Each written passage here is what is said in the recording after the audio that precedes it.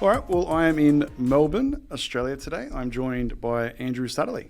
G'day, Mark. How are you? Thank you for coming on the podcast. No, thank you for having me. I've been looking forward to it.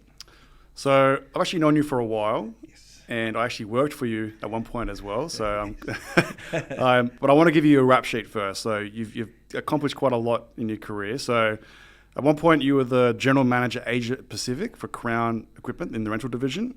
You were the general manager of sales and marketing at Lindy Material Handling. You're the vice president and managing director at Asia Pacific at JLG, and you're also the CEO at Adaptlift Highstar and Baseplan Software. Yeah. That's a pretty incredible rap sheet. Oh, thanks, Mark. Yeah, it's been an amazing ride, and I've learnt so much along the way, and I thoroughly enjoyed every minute of it. And you did a lot of consulting as well outside of the industry and giving back to the industry and doing like sales training. And then today you're actually at Access Group. I am, yes. So I haven't been with Access Group long, but I've known John Jones now for about 15 years, and I've always been keen to work with him. And this opportunity came up, and I thought, why not? Awesome. So I want to get into your book, which we'll talk about in a second. Sure. But with that rap sheet, I'm very interested to understand like how you got into the industry and got into those roles. So maybe just want to go back to the Crown days and say how you first joined the industry. Yeah, sure. So I actually the Crown story is quite funny because I was looking for work in the mid-'80s, and the Crown job came up and I applied for it. But I actually thought, oh no, it's not really for me. This is not what I want to do. But I took it anyway because I didn't at the time didn't have another option, and it took me a while to get into it. But once I got into it, it was just like, wow, this is something I want to do. And it was in a rental role, and in those days at Crown, rentals was basically set up just to support sales. So if sales had won a deal and couldn't supply immediately, we would supply machines out of the rental fleet. But then it grew as we saw opportunities to say, well, why would people buy when they can rent? And we tried to turn the thinking around, and we built quite a big business over a few years. So talk to me about the reason why you didn't think you wanted to join the business, and then what changed your mind. Okay, so I had no background in equipment. I didn't know one end of a forklift for another, although I could sing the Crown jingle like most people at the time. And so I just thought, I don't know if this is really for me. But again, Crown were industry leading in their training. I mean, we weren't allowed to go and speak to a customer until we knew all the specs of the machines, and they would walk past us and ask us questions, and if we didn't know the answer, then we weren't ready to go and speak to customers. So the training was really extensive and really good, and so by the time you actually went and saw a customer, you felt empowered to be able to have that conversation. But I was still unsure, and it was only that when it started succeeding, I suppose, you go out there and win a few deals and things start to tick over and you think, okay, well, this isn't so bad. And it was just on a byline too. In those days, we were paid, our weekly pay was cash. So when you got the commissions and you got this big wad of cash, you sort of felt like a king for a day. So that was quite motivating as well. And I think you said some funny stories where you would get spot checked for like you had your tape measure and all that sort of stuff. Oh yeah, Crown was it was business shirts and your ties done properly. But yeah, everybody was given a briefcase and it would come with brochures. And there'd be, I'm trying to remember, calculator, all those sorts of things. And you had a tape measure which you had to wear on your hip. And if you walked past the manager and your tape measure wasn't on you, they would literally stop you and say, where's your tape measure? And if you couldn't give them a good answer, well, it was a bad day for you. This is, again, imagine the times. There was no such thing as 3 warnings, and everybody wanted to work for Crown. So there was 2 or 3 more guys waiting outside if you weren't successful. So they were fairly ruthless in those days anyway. So then you joined the business, got into rental, and that was sort of like the ugly cousin in that business, was it? Yeah, it was. As I said, that division was really only started to support sales. But the sales team within our rental division, we all saw the opportunity, well, why can't we go out and offer it as a viable alternative to buying? So we started to build our own collateral about why people should rent and not buy. And we started to build from there, and it caused a lot of friction with the sales guys, but we became quite successful, and it wasn't just the one-offs. We won deals like Cliff Chadwick, he won the deal with Kraft Foods, and I won the deal with Adidas. So we were winning big contracts away from the sales division because those customers had so many peaks and troughs in the year that they liked the fact that they could increase or reduce their fleet as they needed to without having to, well, I've bought it, now I've got to sell it or I've got to park it up. So we just changed the thinking and we marketed it ourselves and grew it from there. But it was an amazing ride to take it from those early days. A little bit of internal competition, I assume. Oh yeah. Because again, the sales guys were I suppose brought up to believe that we were the poor cousin, and then when we started to have our wins and started to build a real business, then it became a lot more competitive, and there were a few verbals around, you know, when we were quoting on the same deal, and they were trying to win a sale and we were trying to win a rental, but the rental business became massive for Crown, and the most profitable part of their business for many. It may still be, but it was for many decades. And so, talk me through how you eventually ended up in a leadership role. Yeah, so one of the things that I enjoyed the sales, I really did, but I spent a lot of time with my manager saying, well, why does that happen in the system and how do we do that? I just wanted to know about how things operated so that I wasn't just at the front end and giving my deals to the rental coordinators to do. I wanted to know, well, I want to be able to raise my own hire agreements. I want to know how to look at the service jobs. I want to know. And so and credit to him, he spent the time showing me how the system worked, every aspect of it. So I started to build that knowledge with my sales background. So I would spend a lot of time with the service department because they were the ones getting my machines ready. So I built those relationships.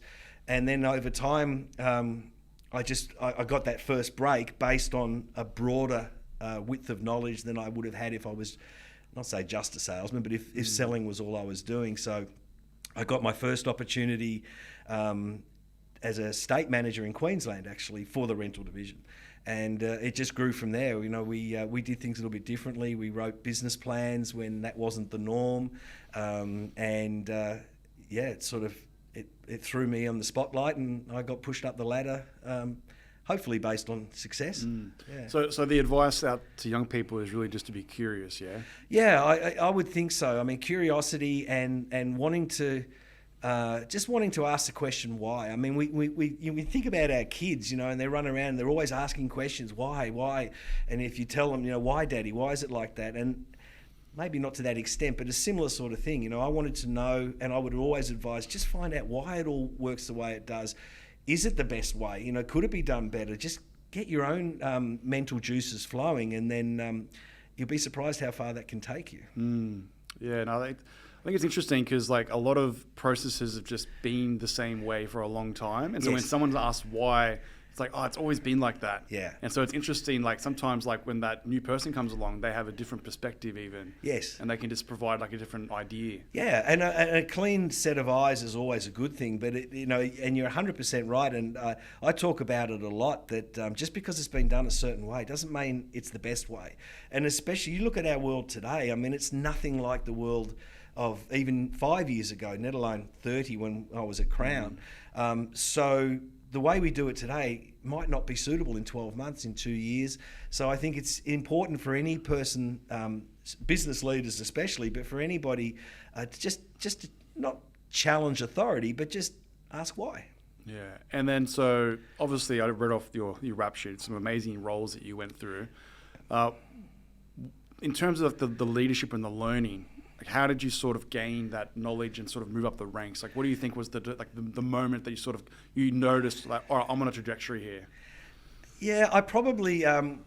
So when I moved from the Queensland state role, I went to head office in Sydney. That's when this was at Crown. That's when I thought, okay, I'm on something here. There's an opportunity.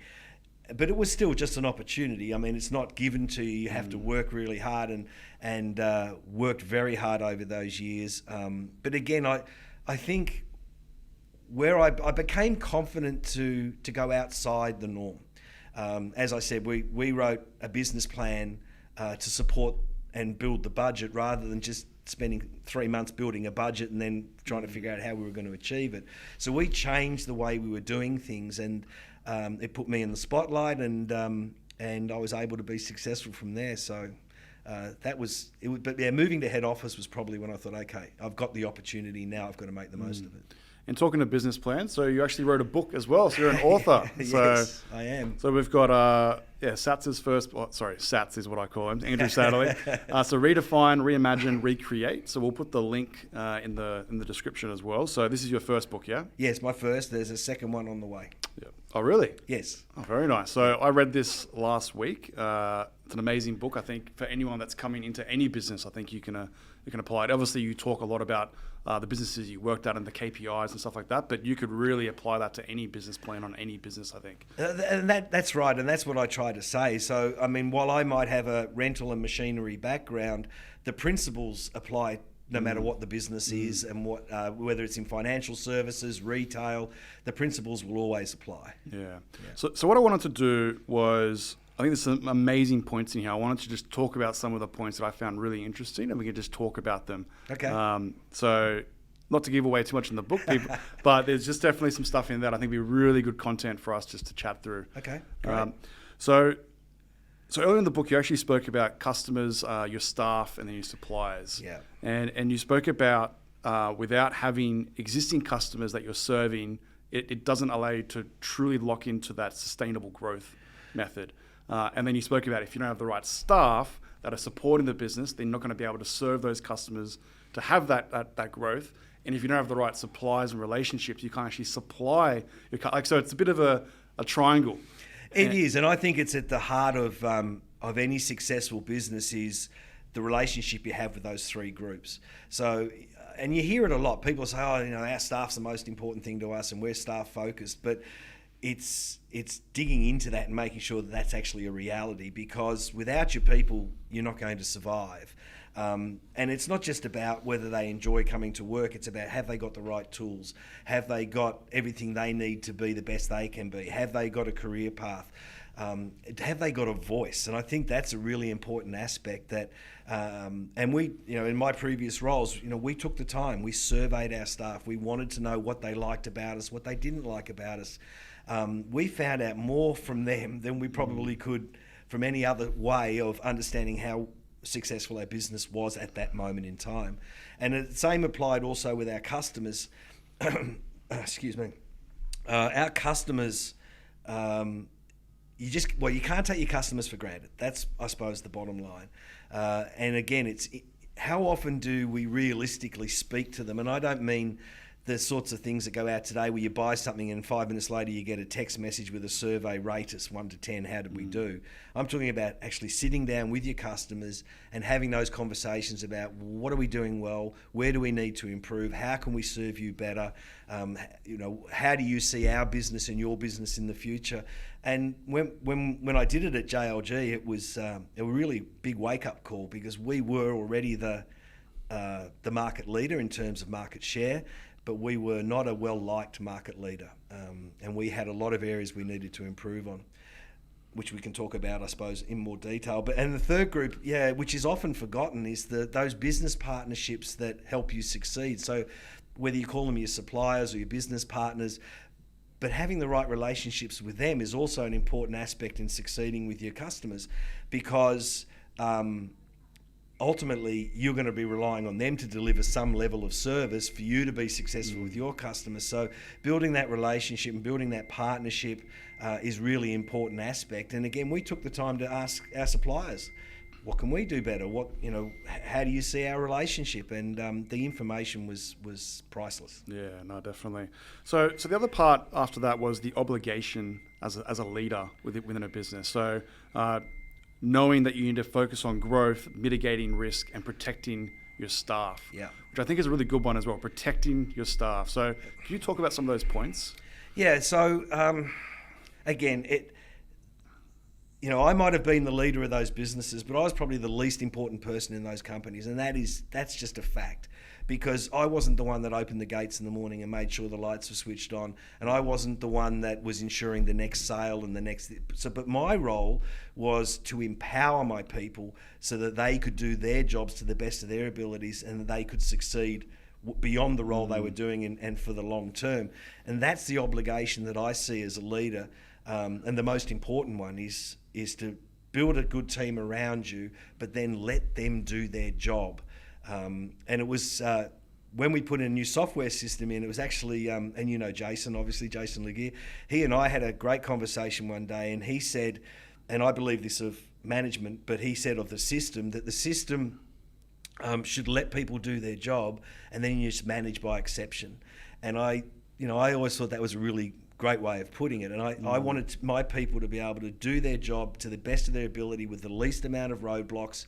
And then if things went wrong, you manage those scenarios rather than mandating behaviour and expecting a certain result. And then when things are going well, you quoted Babe Ruth in your book. Yes. So success can be the greatest risk to a business doing well. And Babe Ruth said, yesterday's home runs don't win tomorrow's games. Yeah. So do you want to talk about that a little bit? Yeah. Okay. So again, because you're market leader today, that doesn't guarantee that you'll be market leader tomorrow. And let's look at what's happened. And I talk about this a lot in the book. If you look at even the last 5 or 10 years, the changes in technology and the changes in the world we live in, whether it's through COVID or whether it's new forms of software or mobile phones or whatever it might be, it changes business behaviour. Now, when I was back in the Crown days, we didn't have mobile phones. We didn't even have computer. We had green screens, but we didn't have email or internet and so on. And it was funny, when it first came out, the company had a policy that only senior managers were allowed to have internet and email, which, again, and they saw it because it was such a huge cost. But, we would look at it now and say, well, you couldn't operate without that. So, again, what is tomorrow going to bring? And sitting on today's performance and thinking, aren't we doing well, isn't going to guarantee that as things change, you're going to be successful in the future. Yeah, I think I read that in the book around, I think your example was the telephone and mobile phones. Yeah. Like if you told your sales rep that he couldn't have a phone today, you'd think you're insane as a business. Yeah. And whatever that next technology is going to be, that is like in 10 years, people think it'd be crazy, you're not going to have it. Yeah. I think it's making sure that those businesses are aware and taking those little investment risks to make sure, and obviously planning, making sure, is it worth the risk? Yes, and I think that's the key, is that it's to be constantly looking at yourselves. And so, yes, you might be successful today, and that's great, and there's a lot of reasons you've built a successful business, but if you're not planning for the future, then you're actually going backwards. And today's success will end up being very short-lived. So it's always looking to, are we doing things the way we should? And I follow some basic rules. Where are we now? Where do we want to be? How are we going to get there? If you've always got those 3 questions in your mind, then you're thinking strategically. And with everything that's changed so much in our world that we live in, those 3 questions are even more pertinent. Because even industries that were successful 2 years ago, some of those don't even exist anymore because COVID or world events have destroyed certain industries. So those challenges never stop. So you've always got to be thinking for the future. And you spoke about the survey. So a couple of points here that I really liked was that it doesn't matter what you think, like what the customer actually perceives is reality. Yes. Like it doesn't matter if you think that you're the best company in the world. If your customers believe you have bad service or response times or whatever it is, and that's the common trend amongst the survey results, then that is the reality. Exactly right. And that was, again, using the JLG example, that was the greatest shock to when I presented the results to my management team, because they had this specific, well, we're number one, we're clearly the best. And then it was like, well, guess what? This is how we're seen. And some of it was very harsh. Some of our customers didn't hold back in the language they used, let alone the sentiment behind it. But so it can be a real shock to the system. But ultimately, if they perceive you in a certain way, that is going to be your reality at some stage. It mightn't be today when you're doing well, but it will be in the future, because those people won't stay your customers forever if they perceive you in that light. And on top of that as well, like when a staff member reads these results, it's important that they don't take it personal. Yes, yeah, and we had that. And again, when we did the survey in that example, some of the customers named names, which when I presented the results, I took those out. But I think the smarter people in the room sort of knew that, okay, well, that's a very pointed remark. And I urged the team, we can't take this personally. This is a perception of the business. And this, if we fix it as a business, those perceptions can still be changed and turned around to be a positive for the future. Yeah, and then talking about planning for the future as well, if you're not looking at it, like you might miss that opportunity that does come up. And then when it does come around, like you're basically reacting for that opportunity. Yeah. And it's too late then, because you're basically trying to make a decision on the fly rather than giving yourself a year or 6 months or 2 years to plan. Yeah, and I think that's a really important part of, for companies that don't see the value in strategic planning or don't think they need to be strategic planning. It's what are you missing out on? Because if you're not doing it, you can bet your bottom dollar your competition probably is. So someone will be looking at a way to do something better than you are now and build what I talk about as the competitive advantage, which is, and a competitive advantage is what you do or don't do that your opposition can't do. So, I often use the Coca-Cola example of their competitive advantage. This is way back when, even before my time, but they set their competitive advantage of making sure no matter where you were in the world, you could buy a Coke. And so you could go to the pyramids and there'd be a vending machine. You could go anywhere and be able to buy a Coca-Cola, and it became a massive competitive advantage for them, but they built a plan then to achieve it. So that became their vision. And then their plan was, right, how do we do it? Well, and they built sales teams and logistic support to make sure that happened. And I think that's, if you're, again, in that example, if you're Pepsi Cola, their direct opposition, and you're not planning, well, what's our vision and what's our future, then you can get left behind. And by the time you react, it's too late. It can take you years to catch up. And I read in the book as well, when you were talking about competitive advantage, when you're putting a plan together, some businesses think about putting a plan together just for the sake of putting the plan together, not to actually action the plan. Yeah, and I've had not every strategic plan that I've been involved in has been successful. And especially in my consulting, the years I've been doing the consulting work, I've had a couple of customers of mine that have got me in, spent all the money and all the time to build the strategic plan and then to put it in a drawer, because they only want to pull it out if they're in an environment where they're trying to sell themselves either to a bank or to a potential customer. They say, oh, here's our strategic plan, this is our future. They actually had no intent of doing it, of following the steps. And in the two instances where it's happened to me in recent years, both those companies have really struggled since. And I had one, and I think I mentioned it in the book, I can't remember, but I had one that actually came back to me and said, I made a horrible mistake, we need to get onto this. Because they got to the point where they thought, well, is it too late? Have we missed the boat because we didn't do it for the right reasons? And when you talk about competitive advantage as well, I think it's really important to highlight that discounting isn't a competitive advantage. No, and it could be in a moment in time, but it's not sustainable. And I think that's what I would always suggest to people is you've got to find something that's different, something that you can do that others can't do. So with us, if I can use the JLG example, we were already the most expensive. Yes, we could have discounted to try and bring our price down and win more business, but that wasn't going to change the perception of the customers either. So we took it upon ourselves, what can we do to make us so that we had something that no one else could do? And we built our aftermarket. So we built a service business and a parts business that became the market standard, I suppose. And that on the back of that, and being able to give the customers better service, ensure their machines were up and going, meet all of their demands in those sorts of areas, it actually in itself took care of the sales grew sort of organically from that.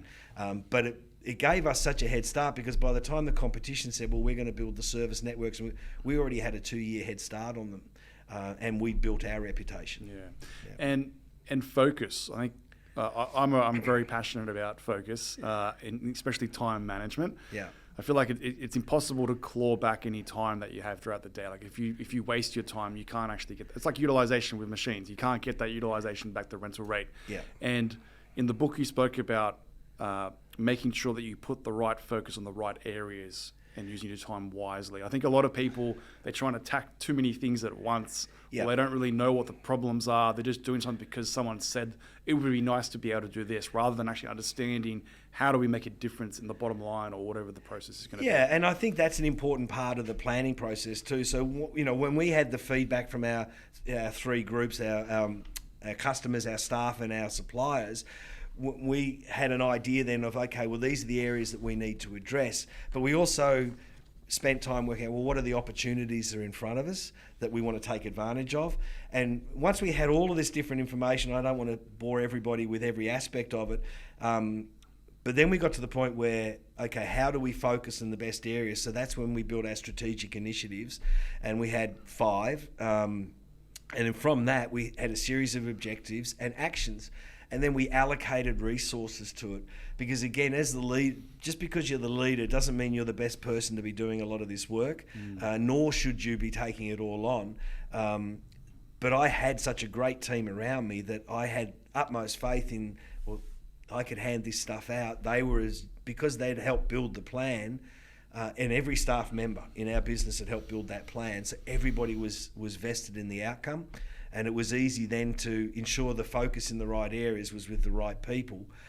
But even as we move forward, if we had built an objective and an action, and as we investigated it further, it became irrelevant or it wasn't what we thought it was going to be, then we were able to mitigate and adjust. And that's the other part of planning, is it has to be, you have to have the ability to be agile and change direction if things change for you. And that was one of the things we built into our planning.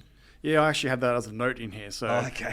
That's quite interesting. That's a really good point, because I feel like a lot of senior leaders, when they put a plan together, they're very stubborn about changing their mind. And sometimes you have to change your mind. You do. Because if you don't change your mind and you're going towards a train wreck and you're doing it just because you're stubborn, well then, Yeah. And again, look at the companies that built probably a really good strategic plan in 2019, and then COVID hits.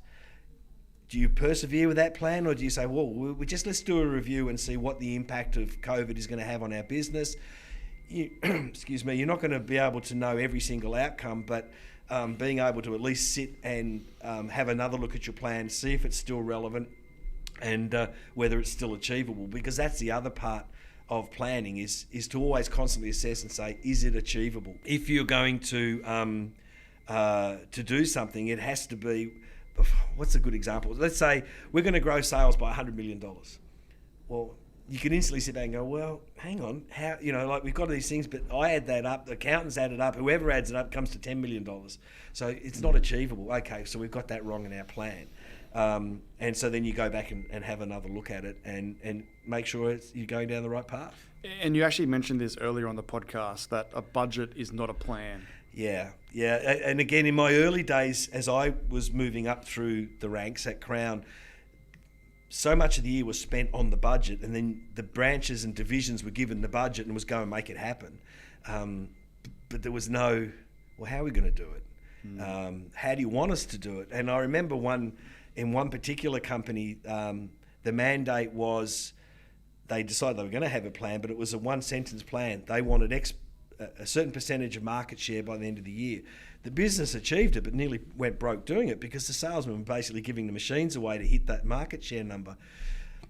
So again, I think there's different levels of setting a vision and a plan, but a budget should be the outcome of your plan. So when I've built plans with the teams I've worked with, we've built the plan, then we've mapped out the financial model to see what that will do to our numbers.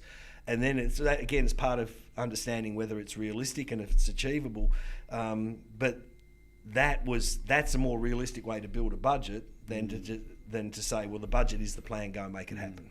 And then the other part of it is when there is a plan in place and then there's a cost associated with the plan to implement more staff or invest in technology or whatever it is, sometimes it's not super clear on how to calculate the ROI.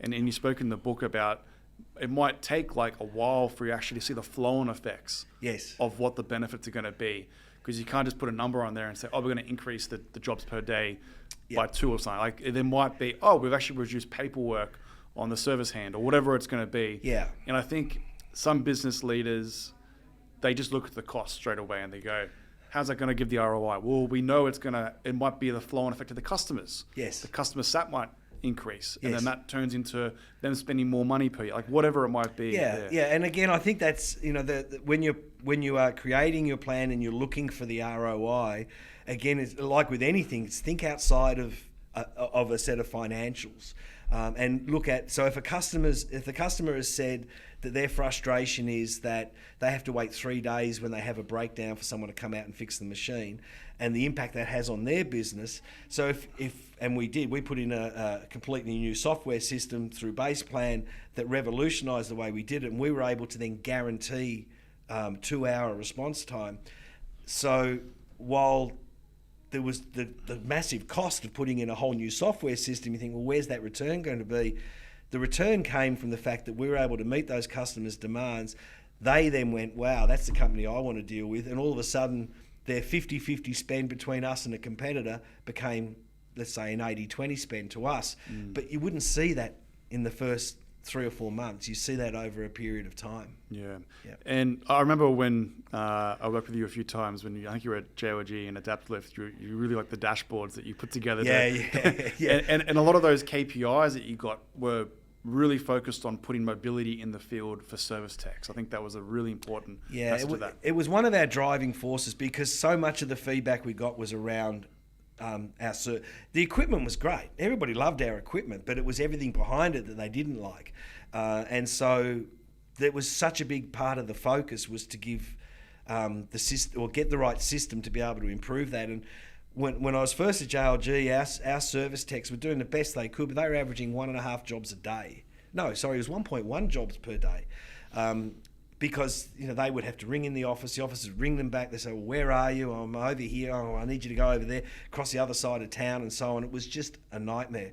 When we put the right system in with GPS tracking and Google Maps and all of those sorts of things, and then gave the technicians tablets and ability to scan their parts and so on, we went from 1.1 jobs to 3.8 jobs per day. So, again, if you want to look at, not only did it massively increase customer satisfaction, but our cost base of those staff hadn't changed, but they were now more than 3 times more productive. So the impact on our bottom line was staggering. Yeah. And just on that too, our ROI, we had committed an ROI of 3 years back to head office on putting in this system. We were able to achieve it in 9 months. Wow. Yeah, it was pretty amazing. That's crazy. Yeah, but it wouldn't have happened if we hadn't planned it. So I read in your book as well that you said 2 of the most powerful tools for a leader is communication and engagement.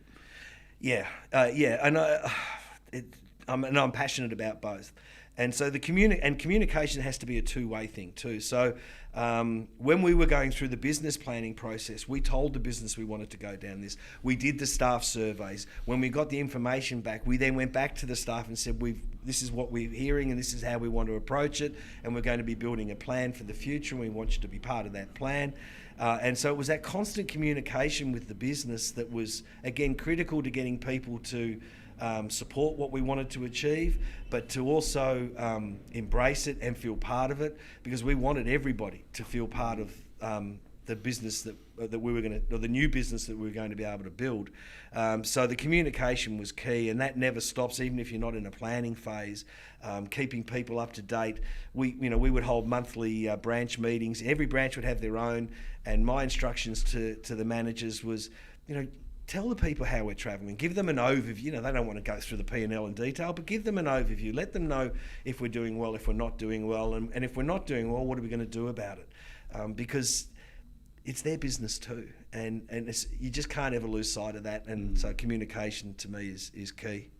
Yeah, and so following on from the survey and the plan, once you do put the surveys out there and you get the responses and you put together a plan, it's also not about just a once-off on action in the plan. It's a ongoing cycle that you're going on and on. Because one of the big risks is if you do all these surveys and you tell customers that you're going to make these changes and you don't do anything, or you do half a job or whatever it is, then it might even be worse than not doing the surveys. Yeah, no, and that's true. So if you and this is my advice to anybody considering going down this path.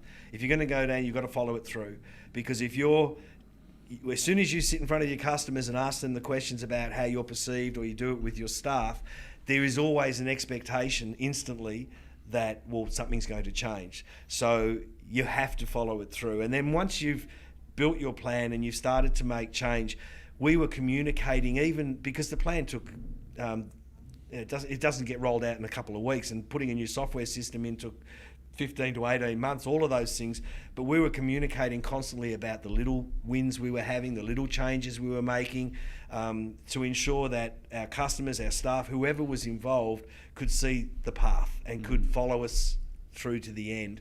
But once you start strategic planning or business planning, whatever you want to call it, it should be part of you every day for the rest of that business, as long as that business succeeds. Because again, even if the plan gets rolled out and it's a massive success like it was for us, as soon as you sit back on that, then you're back to Babe Ruth. You know, the home runs don't count tomorrow, so start again. You've got to keep moving forward. And we went through the process every 12 months, and it didn't mean we changed it.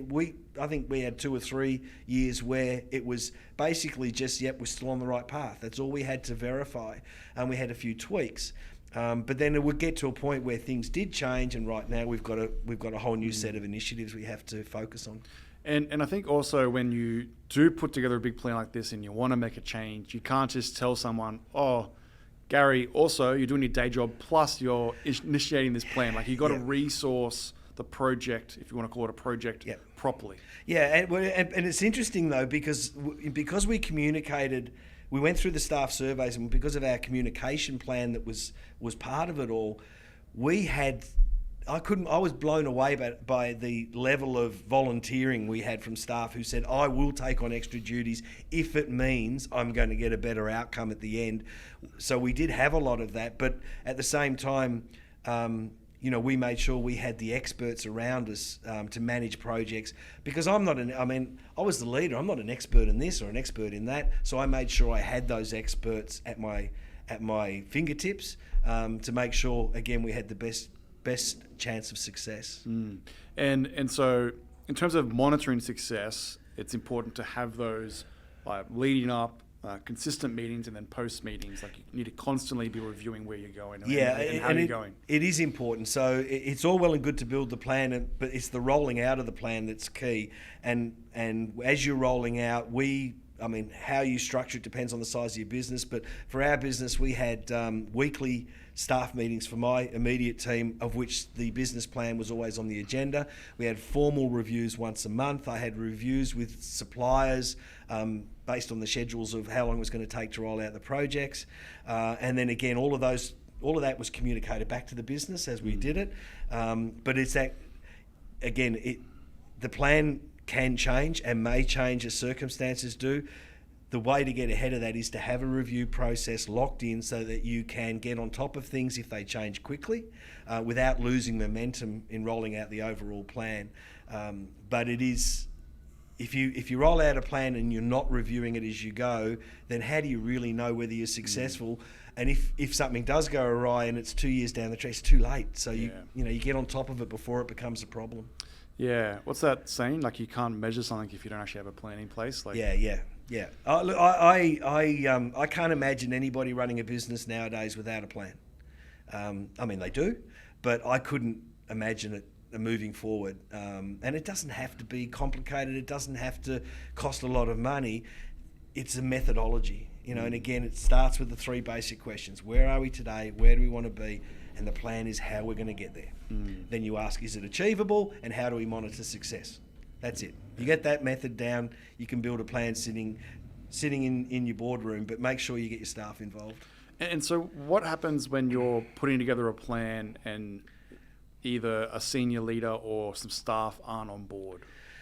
Yeah, that is challenging, but we found that the survey results themselves, for us anyway, pretty much showed that up at the beginning. So before we'd even got to everyone sitting in a room building the plan itself, I had one particular manager who I respect immensely for this, who came to me and said, Andrew, I think what you're doing is amazing. He said, but I'm just not up for it.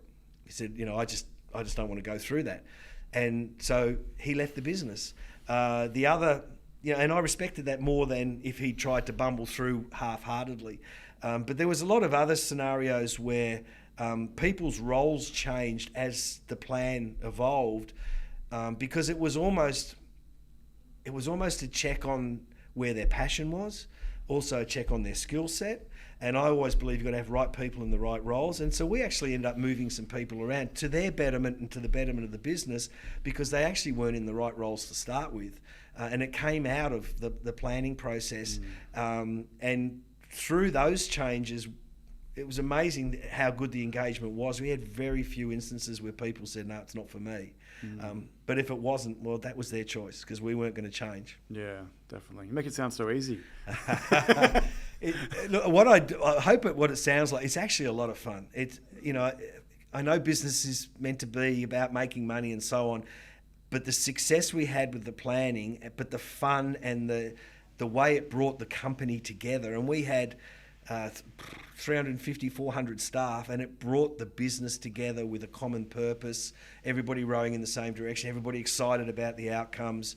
It was one of the most fulfilling things I've ever done, and now I couldn't imagine not doing it. And so let's say you're a business leader and you want to present your idea or your plan upwards and you get approval. Yeah. What advice would you give to those people? Yeah, okay. So that was, so when we built the plan at JLG, our approval process had to be in America. So I was going over there for meetings anyway, so I tucked it under my arm and off I went. And it was an interesting story, because it was just around the time the GFC, the global financial crisis, hit, and an email came out, all CapEx spending has stopped, and there's me with my saying, but I want the new system, and I want new service vans, and I want more people and new facilities.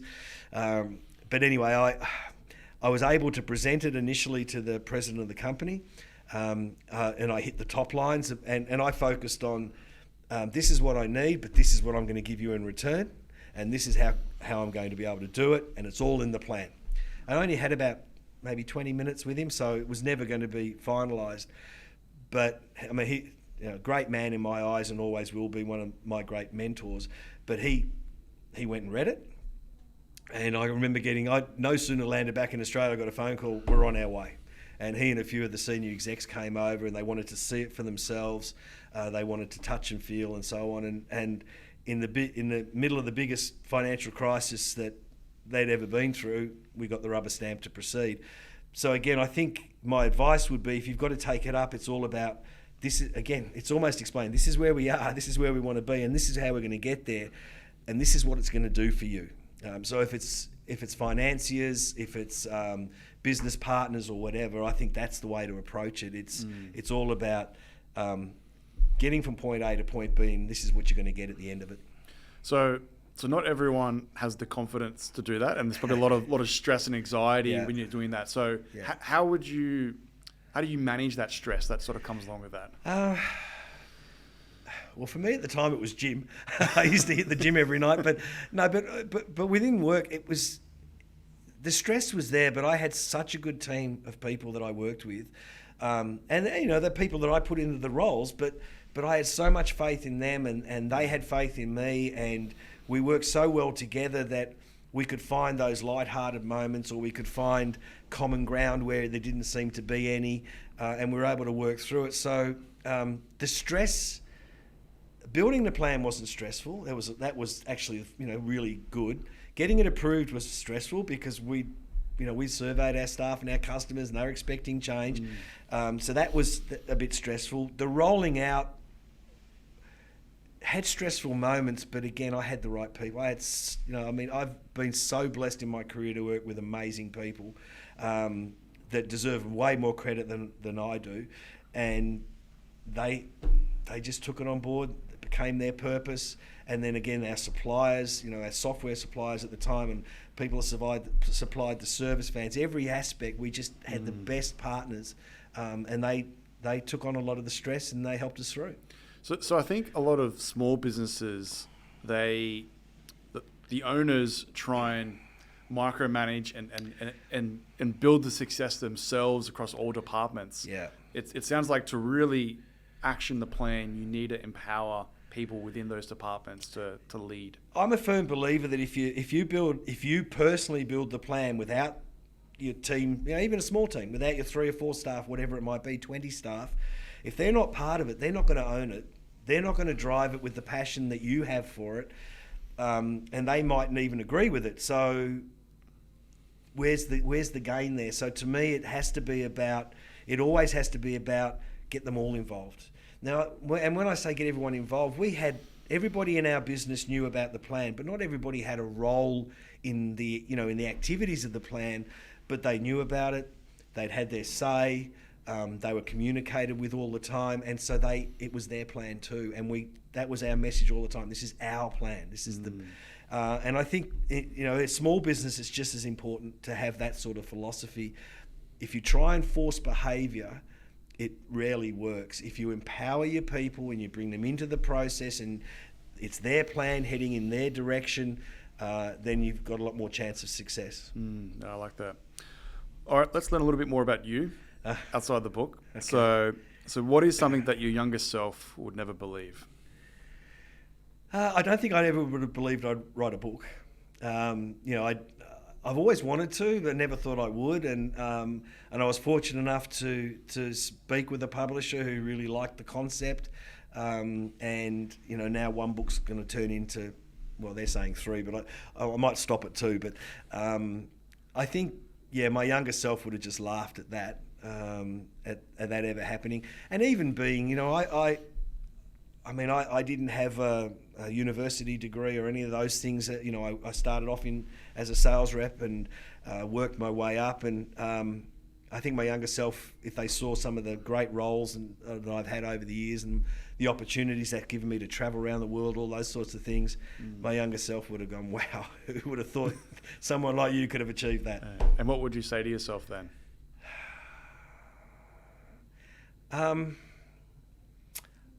Well, the one thing I've learned is, I suppose over those years, is that if you work hard and you're passionate about what you do, you can be successful. And I've seen, I've been, again, and I don't know but I'd like to mention Cliff and Melissa Chadwick, and I know you've spoken to them, but Melissa was a girl that worked at Crown, and she'd never even worked in an office, and sat down as a rental coordinator and was totally overwhelmed on her first few days.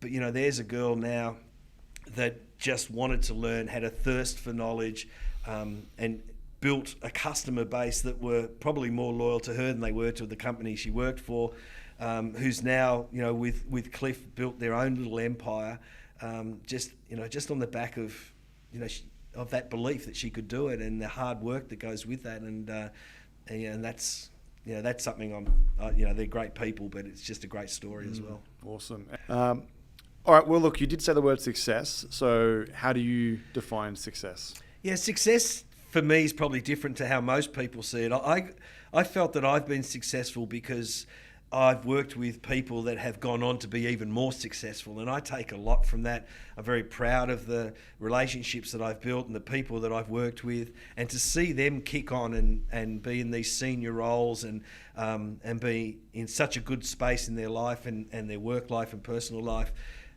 I can look back. I'll always sit back now and say, I was successful, but that'll be the reason why. I'll be probably referring to Bob Mules along the way, but Bob has been to, I think, like X amount of years in the Hire and Rental Industry Association for the trade show. Yeah. And this year he got COVID and he couldn't go, so he was devastated. Oh, wow. But yes, people like that. Bob Mules is obviously an absolute legend. Oh, yeah. Look, especially that team, and most of them have. So there was Bob, there was Rob Branch, there was Fiona Duncan, Scott Daly, all these people. They're all in senior roles still. Great people. And I always felt that I was a better leader when I was working with them. Yeah, awesome. Yeah. All right, well, thank you for coming on the Rental Journal podcast. Mark, I really appreciate it. Thoroughly enjoyed it. Thank you.